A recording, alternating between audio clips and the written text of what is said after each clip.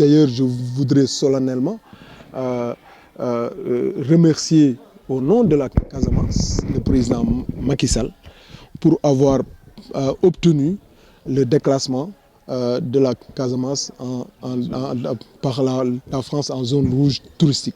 C'était une demande de la population, c'était une demande des acteurs économiques du tourisme depuis une dizaine d'années.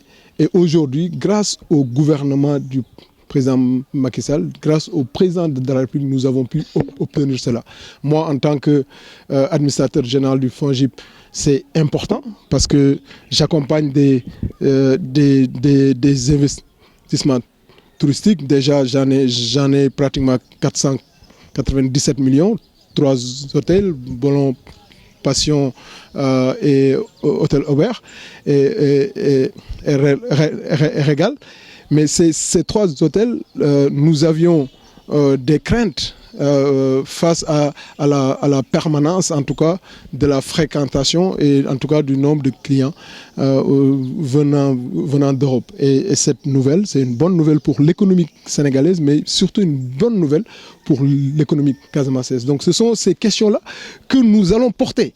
Nous allons expliquer à la population dans la base pour leur convaincre que la Casamance n'a pas un autre choix que d'accompagner le président Macky Sall.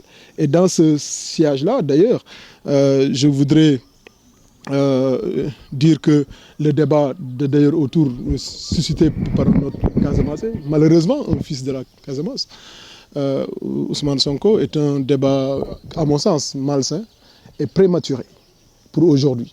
Puisque c'est d'abord c'est vrai que gouverner, c'est prévoir, mais force est de constater que l'opposition n'ayant pas de sujets sur lesquels ils peuvent en tout cas contester le bilan excellent déjà en 4 ans d'exercice du président Macky Sall, trouve par tous les moyens possibles à chercher les boucs émissaires par-ci, par-là. Et je disais que ça me rappelait un peu le loup et l'agneau, là, la fable de La Fontaine qui disait « si ce n'était pas toi, si c'est pas toi, c'est ton frère ». Donc c'est un peu cela que ça me rappelle.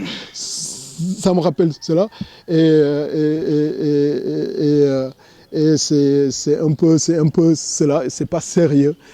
Il faudrait, à mon sens, revenir dans des questions plus importantes et dire aux Casamançais de regarder les gens qui portent aujourd'hui ce débat de l'opposition, de regarder l'ancien Premier ministre. Combien de fois il est venu dans sa vie en Casamance? Il les compte au bout d'une seule main.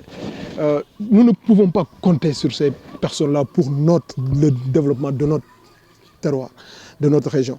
Donc il y a des cadres, heureusement, et par la grâce de Dieu, des jeunes qui sont aujourd'hui en fonction, qui sont aujourd'hui en charge, qui sont capables de mener ce combat pour le développement de la Casamance en toute conscience, qui ont décidé et qui ont, par les réalisations concrètes du président Macky Sall, de dire à la population, voilà la personne qu'il faut suivre. Je pense que cette confiance, c'est cette confiance que nous réclamons à